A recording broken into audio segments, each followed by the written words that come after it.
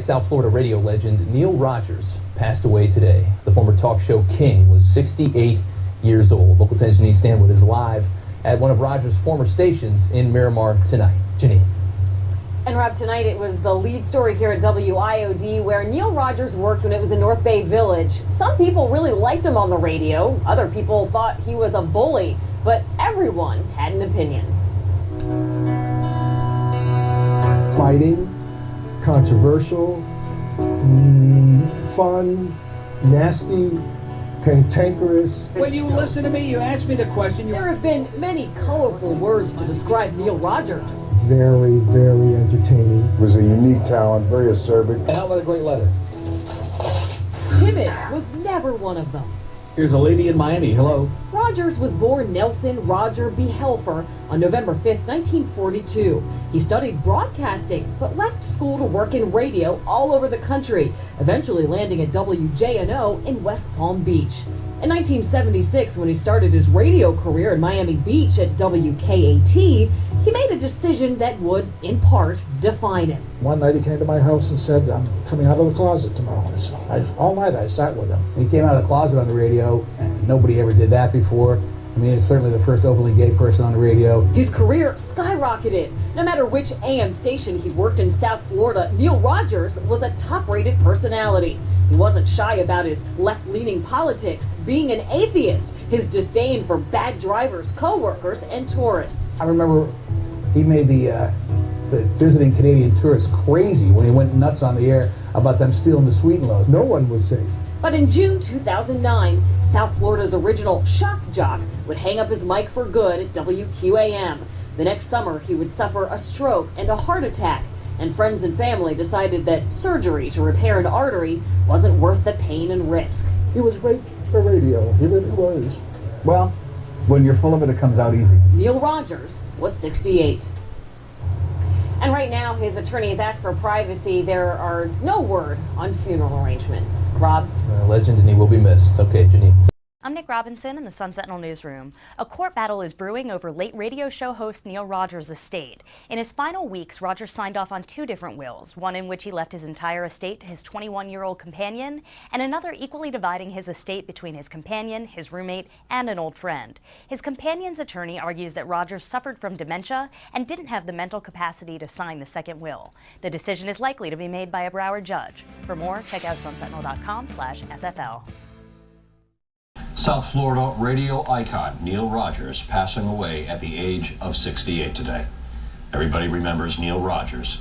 His attorney says he died of heart failure at a Broward County hospice.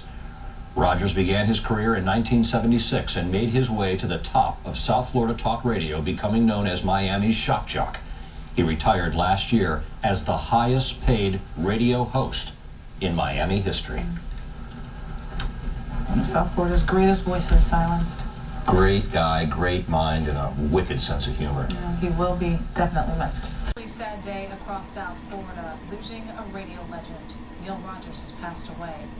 He suffered from heart failure this morning at a Broward County hospice. Rogers began his career in the mid-70s, making his way to the top of South Florida talk radio with his controversial and unapologetic style. He retired last year as the highest paid radio host in Miami history. Neil Rogers was 68 years old. Yeah, he really knew how to rattle a cage, didn't he? He absolutely did. And make people laugh. Yeah, and think. Yeah, that's probably the biggest one of them all. From talking to tech. A celebration of life for a South Florida icon. A final farewell was held yesterday for Neil Rogers, whose voice filled South Florida radio waves for decades. Hundreds of listeners and friends turned out, including familiar faces like longtime radio host Rick Shaw. Rogers was one of the original shock jocks known for dishing out his bold opinions. Neil Rogers died last month at the age of 68. A celebration of life for a South Florida icon. A final farewell held yesterday for Neil Rogers, whose voice filled South Florida radio for decades. Hundreds of listeners and friends turned out, including familiar faces like longtime radio host Rick Shaw. Rogers was one of the original shock jocks known for dishing out bold opinions. He died last month. He was 68 years old. It is about anybody else. Unfortunately, a lot of folks never cross that bridge to get them where they want to go. because they somehow never liked the fuse that goes off and points them in the right direction. Neil Rogers was different. His talent was obvious. He was magnificent. He was born to say the things we all thought, but somehow we couldn't find the words to stay on a file. He found those words and he said them, and he said them on the radio. And people listened. So many people that he became $1 million property in a business with the guy who's talking into the mic rarely sees a million of anything. Neil saw the world through different glasses.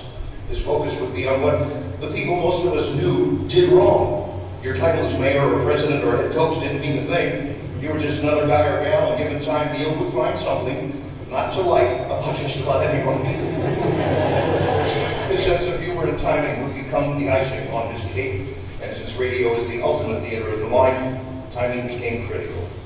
I will never forget the day he did at least 15 seconds of dead air to make a point.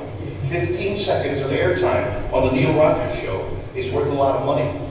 And when you're in the car, waiting for Neil to say something as close to asshole as the units will let him go, 15 seconds can be an eternity.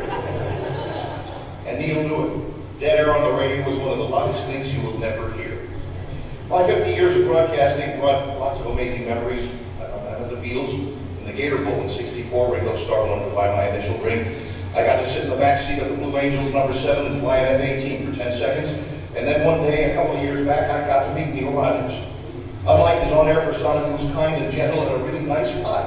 I was kind of surprised, but he understood the business and what his listeners wanted from him better than anybody else. And nobody did it better than he did. The black hole he leaves won't be filled for a while, because if you're lucky, you get one Neil Rogers in your life. Fortunately, he was there, and we were too. He would roll over in his ashes if you heard me say it one more time, and I'm going to anyway. God bless Neil Rogers.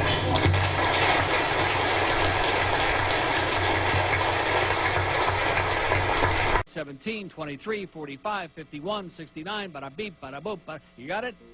That's South Florida broadcasting legend Neil Rogers.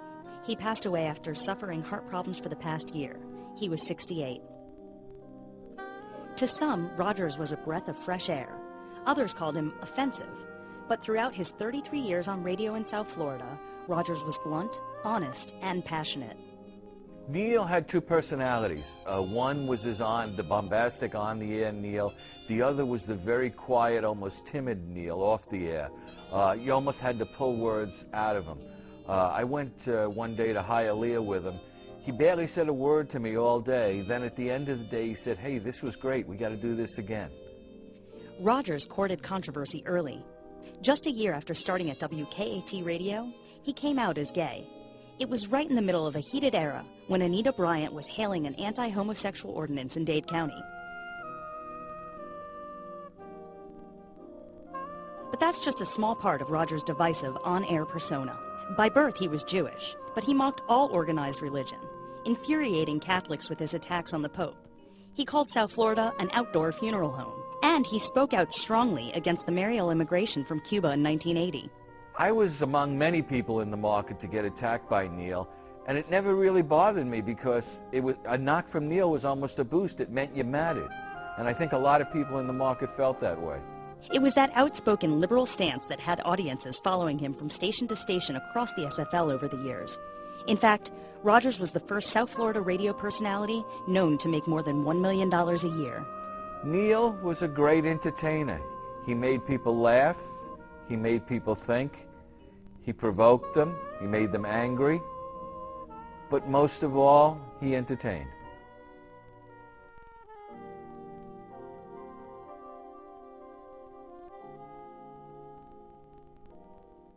Oh, so I was telling you about the channels, and 5 years ago, I was looking to associate with other disc jockeys around the country. I was lucky enough to associate with Bubba the Love Sponge. One of the other guys that I wanted to bring here was a guy named Neil Rogers. Neil Rogers, they brought me a tape of him. He was a disc jockey, not a disc jockey, a personality in Miami. I believe he was gay, but he was a political commentary kind of guy. You know, he was nuts. He would scream out crap and say stuff, and they began to play tapes for me 5 years ago, and I enjoyed them. I said, let me see if we can't bring this guy to the channels. Well, of course, you know, we had no money to bring him to the channels. The guy was making decent... Come on, please. Excuse me. This guy was making pretty good money in Miami. He was very popular down there. So I said to him, could we take your Miami show and play it here on Howard 100? I think my audience would dig you. And he was open to it. And I thought it would have been very exciting. So I went to the management. I said, hey, we can get this guy. And he came up with a price. Seemed pretty reasonable, but evidently it wasn't reasonable, according to management here. So as a result, I never got to bring him to you on our airwaves. I think he would have been a good fit. But as it turns out, he just died, this guy. So I was sad to read it because... Did you ever meet him? Never met him. Don't even believe I spoke with him. I just had somebody approach him about this stuff. And he was open to it. But it was one of those things that never happened. But he died 8 days ago. Wow. What did he die of? I don't know. Yeah, he was in poor health. He was only in his 60s, am I right? Does anybody know about Neil Rogers? 68. 68-year-old guy. Apparently had a heart attack and a stroke in October. Yeah, he was not in good health, and but he was very popular in Miami. And I thought it would have been kind of neat to bring him to the rest of the country, you know, since we had a national forum. I mean, at that time, who knows how many people we had, but now it's really growing into something. He was living in Toronto. I didn't know that. And suffered 2 heart attacks and a stroke. All right. So anyway, sorry to hear about him, and I'm sorry I never got to bring him to you guys. I think you would have enjoyed him. All right, we're going to take a break, and we'll be back right after the... Radio host Neil Rogers will be receiving hospice care after previously planned open-heart surgery was canceled. The longtime South Florida radio personality has been battling serious health problems after suffering a stroke and heart attack that happened this year. Local 10's Janine Stanwood has reaction now from some of his closest friends and colleagues. He was supposed to be operated on today. And one of the way hospice is set in. Longtime friends of radio legend Neil Rogers have been by his side these last few days. Word from Rogers' attorney, after a summer recovering from a stroke and a heart attack, surgery for an artery blockage now is, quote, inappropriate. Rogers is going home. I mean, he's struggling. Duff Lindsay is Rogers' former station manager at WQAM. Craig Worthing was a fellow radio host and has known Rogers longer than most. He was great for radio. He really was. He did things that a lot of us were jealous of. Not only jealous of how well he did, but jealous of things he could do the rest of us couldn't get away with. The spirit of Neil compels you. In June 2009, Rogers hung up his mic after 12 years at WQAM, and nearly 20 years before that, insulting, enlightening, dazzling, and bewildering South Florida radio listeners. See, it's great hearing from the nice people. It was over the top every single day. Lindsay says there isn't another voice like his on the airwaves, and there probably won't be. I think we lost more than a voice. We lost Miami's local radio star. They all knew what a talented son of a gun he was, and what a good guy he is.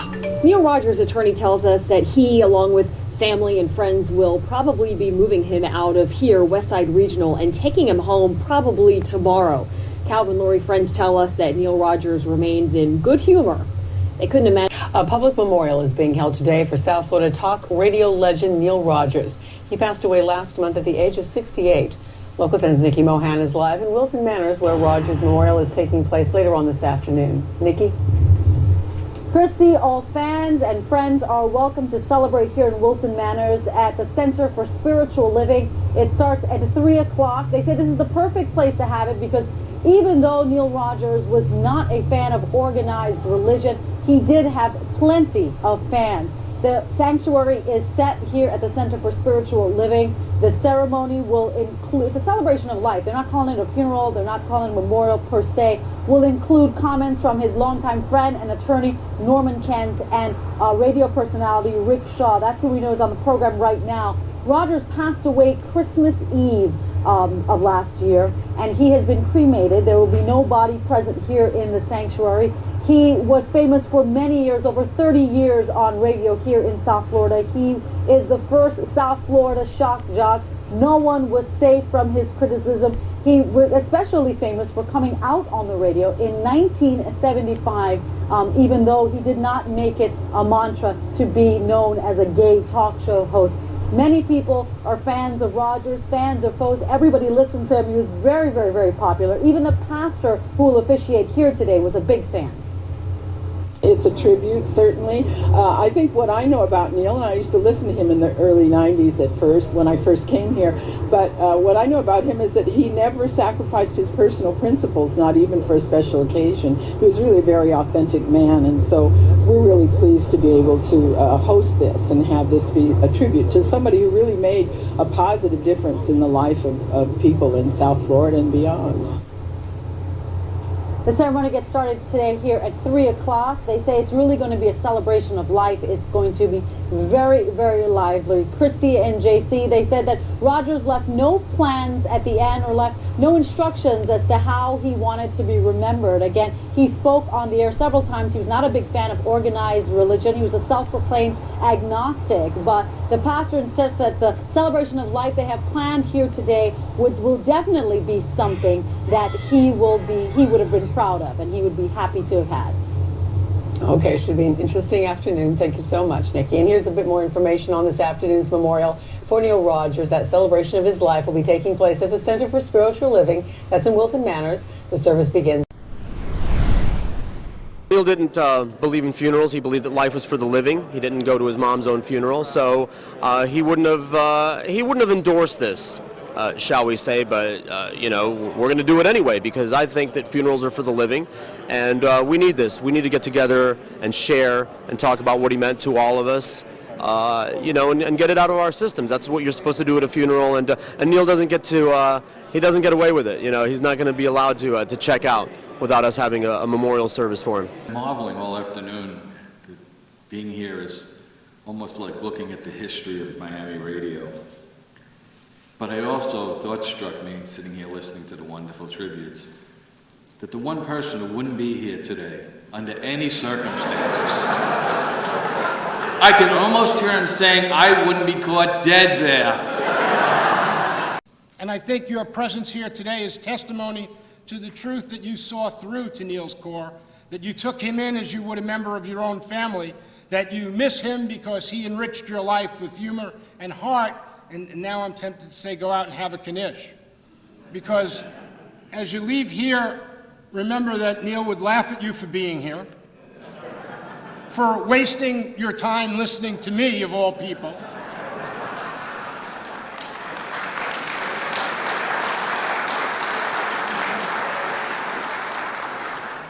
And he would probably say, besides, it's Friday, you bastards. There are many reasons to give him credit for making people think in South Florida. And one of the things I also have to think we need to give him credit for is introducing Yiddish to, as I said in my obit, people who wouldn't know, you know, gefilte fish from garbanzo beans. Neil God, he was a religion to a lot of people, a cult following, whatever you want to call it, way bigger than a cult following by definition of that, but certainly a cult. We have our own jargon. We speak in drops. We speak Yiddish. I know Yiddish more than any 10 other Jews, and I'm not one. Because of that, you can spot a Neely. You can spot a Neely. You'll be at line in the supermarket, and somebody will say something about 30. We can spot each other whether you're wearing the T-shirt, fanny pack, or not.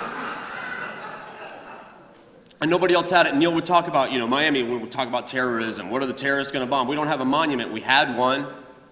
We had something that nobody else had. That was the one thing that nobody else had. And people would come in from out of town and notice that, and they would go back to their town and say, oh, no, that Neil Rogers. You know, even Howard had to comment. People from out of town, they had to comment. That was Neil Rogers, a local phenomenon for no good reason, if you ask me. It's important for me because for the last 20 years, I've listened to him both when I was vacationing here and then on the internet in New York, and then for the last 10 years living in Cocoa, Florida. He was something I had to do every day almost to listen to him, and what didn't come through today was his political views, which I happen to agree with, and the word wasn't used today, but he was an absolute critic of hypocrisy, especially among politicians, and he was just a very truth teller is what he was. He cut through the garbage and shined a lot of light on a lot of things that I care about. My faith is